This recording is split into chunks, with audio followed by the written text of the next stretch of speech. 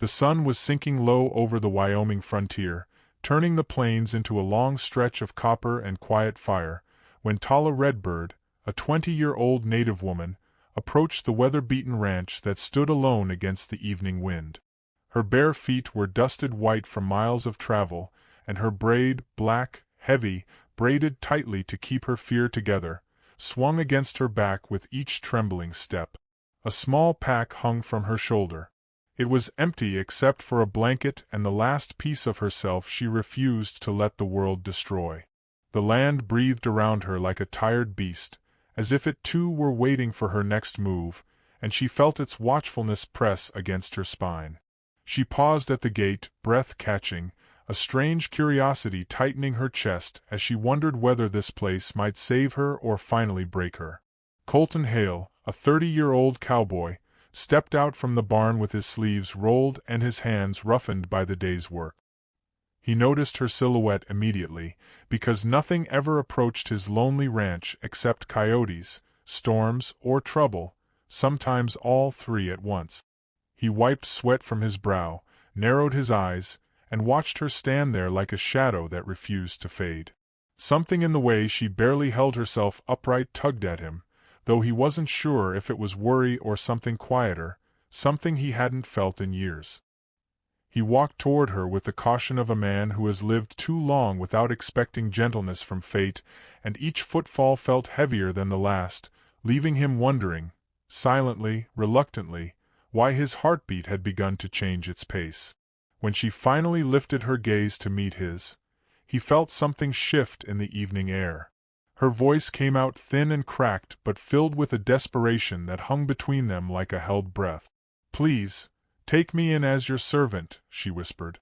"I have nowhere else to go." The wind paused as if to listen, stirring only the ends of her braid, and Colton felt the strange weight of a moment he somehow knew would linger in his life. He could almost hear the land waiting for his answer, and the tension made his chest tighten. He didn't answer right away. He looked at her clothes, threadbare, torn at the hem, weathered like she had walked through more than dust to reach him. He saw the fear she tried to hide behind wide, humbled eyes. He saw the shame too, the reflexive lowering of her shoulders as if she expected rejection as naturally as breathing. The town nearby was unforgiving to native women, and people were still whispering about him after his last quarrel with the sheriff. Taking her in would only give them new ammunition. Something inside him resisted the trouble she brought. Yet another part, a deeper, quieter part, couldn't reconcile the image of sending her back into an evening that already looked hungry enough to swallow her whole. The conflict swirled in his chest, leaving him unsure of which instinct would win. Tala misread his silence as refusal.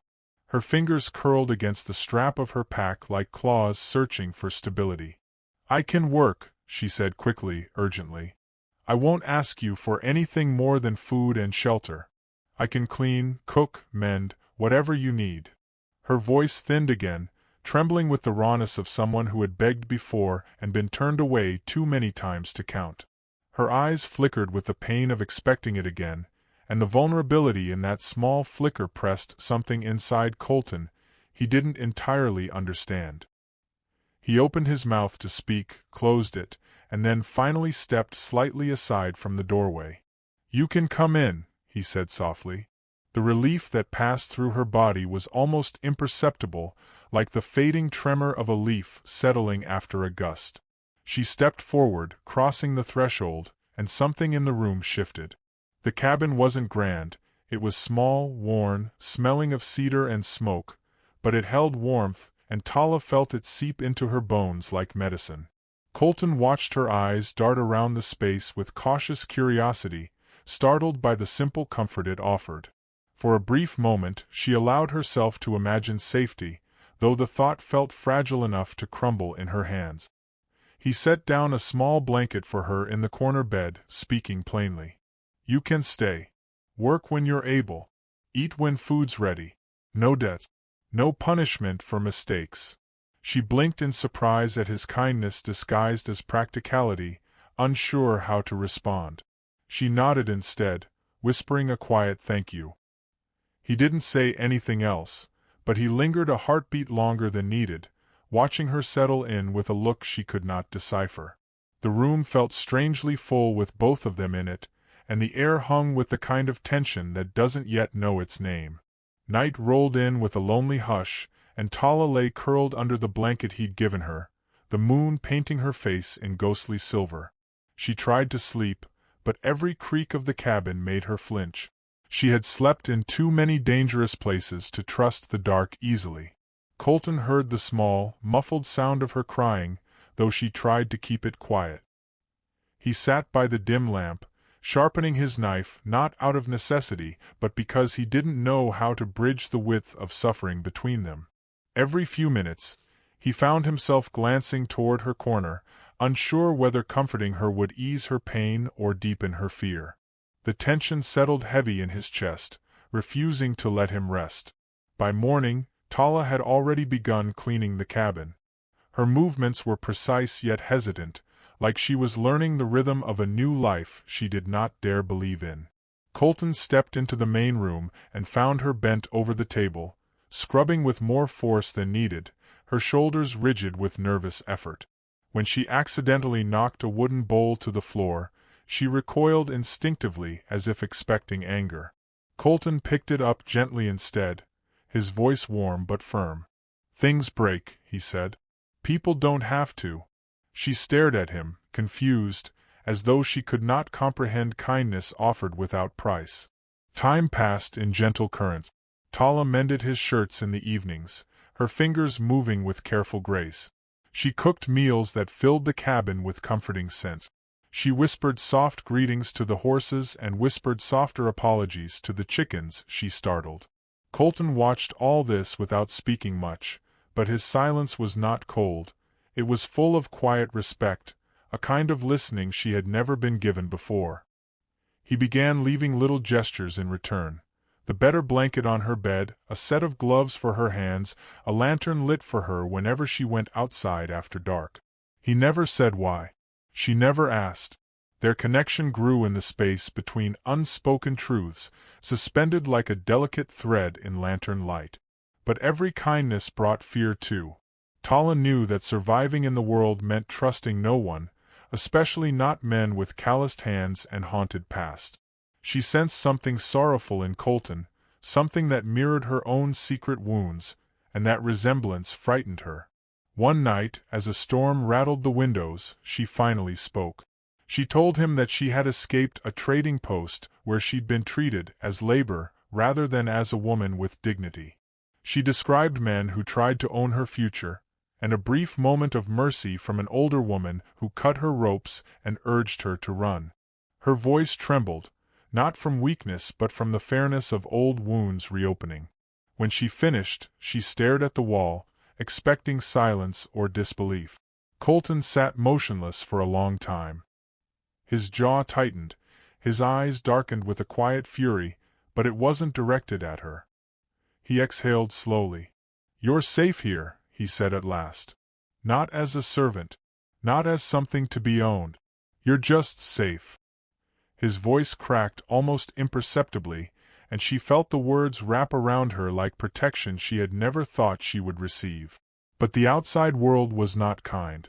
Whispers in town grew louder. Some mocked Colton. Others sneered at Tala, muttering slurs she tried to ignore but felt like stones hitting her ribs. Colton stood between her and every insult he could, but the tension coiled tighter each day like a rope waiting to snap. One evening, after she was publicly shamed for daring to buy flour, Tala fled to the corral and collapsed beside the fence. Colton found her trembling, her face buried in her hands. He knelt beside her, not touching her at first, just breathing with her until her sobs softened. When he finally reached out to brush a tear from her cheek, she flinched, but then leaned into the warmth of his hand as though it was the first safe touch she had felt in years. "You see me," she whispered. "I see you more clearly than you know," he replied. Their foreheads touched for the briefest second, a moment suspended like a held breath, neither daring to name what had passed between them. Their fragile peace shattered days later when two men from the trading post rode into town. They asked questions. They spoke of debts owed. They hinted that the girl who ran would be reclaimed. When word reached Colton, a cold dread settled in him. He knew they would come for her, two men who saw her not as a person but as property. That night he walked the ranch for hours, checking doors, windows, horses, fences. His hands trembled not with fear for himself but with terror at losing her back to the world that scarred her. At dawn the men appeared. They dismounted with smug certainty, demanding Tala be returned. Colton stepped between her and them, his stance unyielding. "She's under my protection," he said, voice low, heavy with warning. The men laughed, claiming she belonged to them. Tala stepped forward, her knees shaking but her voice steady. "I am not property," she said. The men backed off only when they realized Colton would fight until his last breath.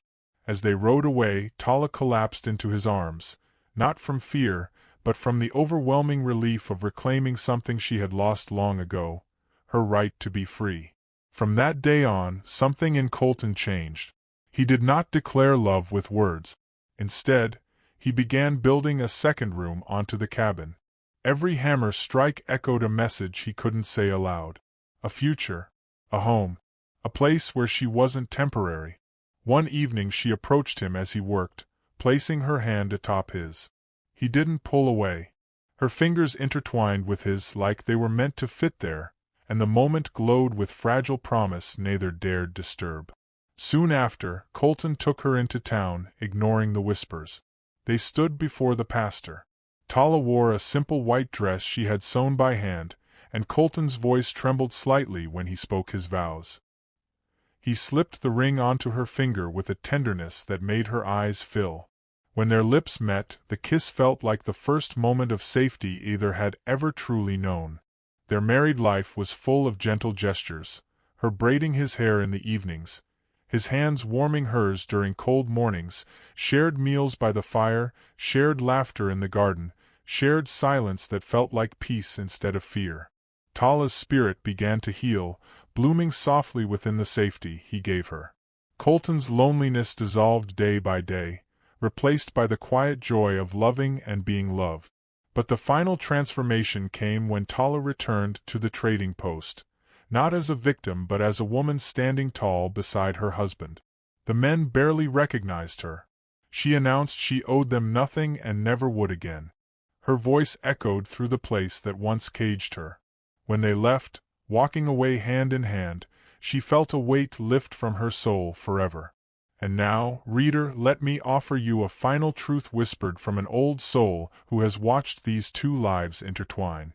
Sometimes dignity is not born from standing strong, but from having the courage to ask for shelter when the world grows too cold.